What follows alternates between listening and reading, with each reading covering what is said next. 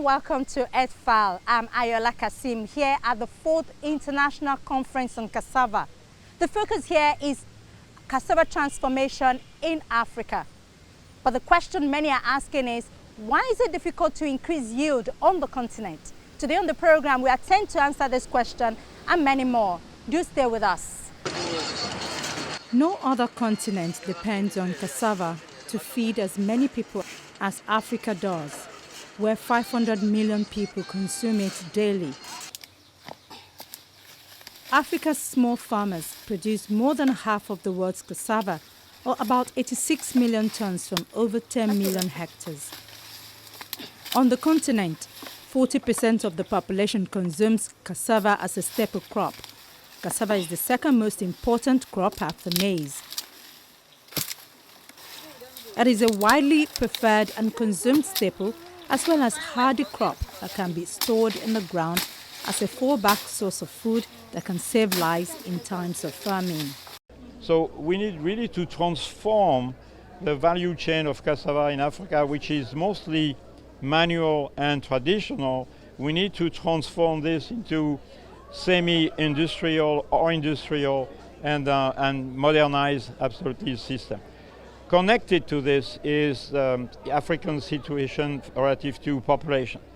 Between now and 2050, it is well established that the African population will double, meaning we're going to have 1.2 billion people in addition to the 1.2 billion people we have already here.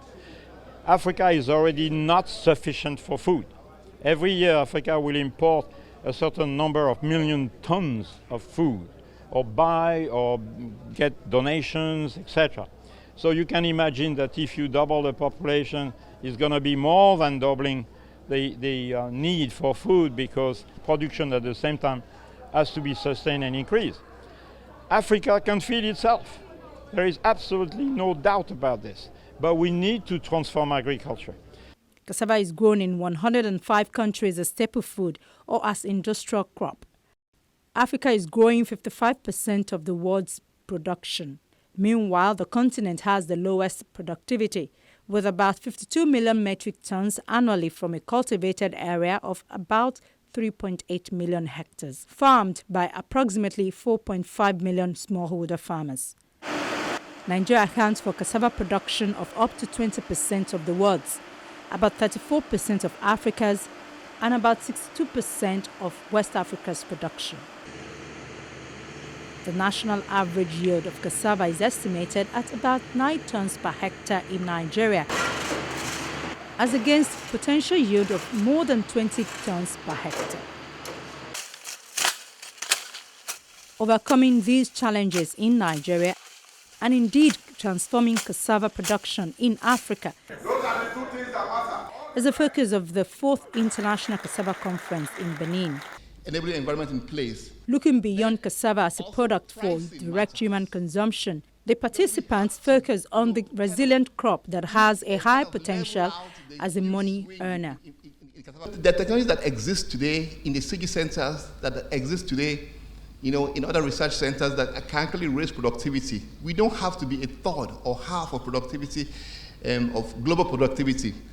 But then there has always been a problem. The problem has always been weak delivery and extension systems. Either the government extension doesn't work, or the private companies are not there.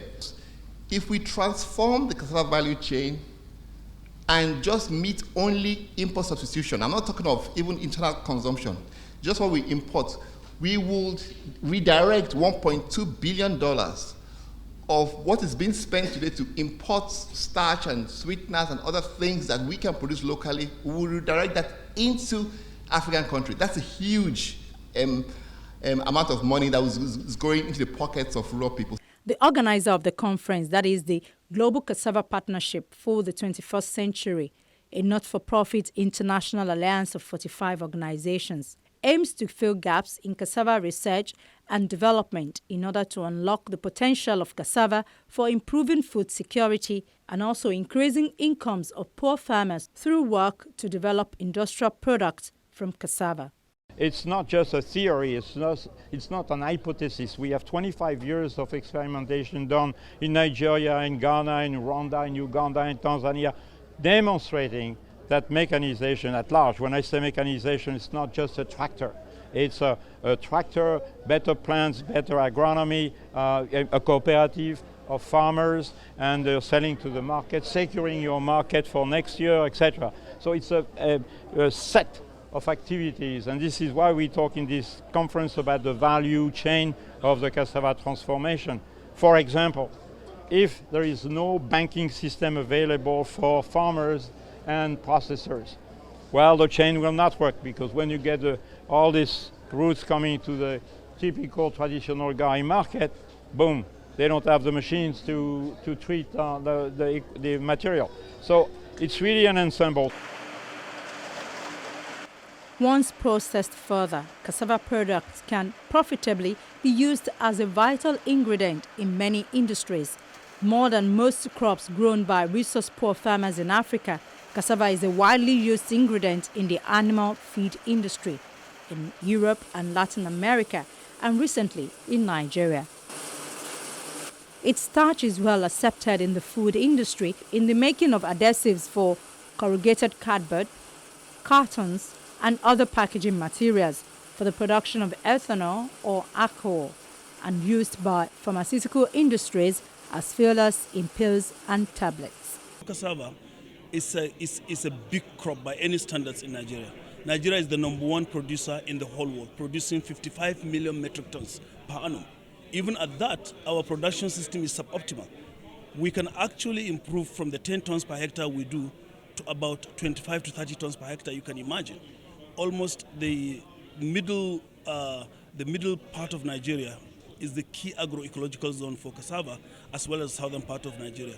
It's a poverty crop, it's a poor man's crop, it's an industrial crop, it's an escape crop. In fact, it's a gold mine awaiting exploitation by practitioners in the value chain.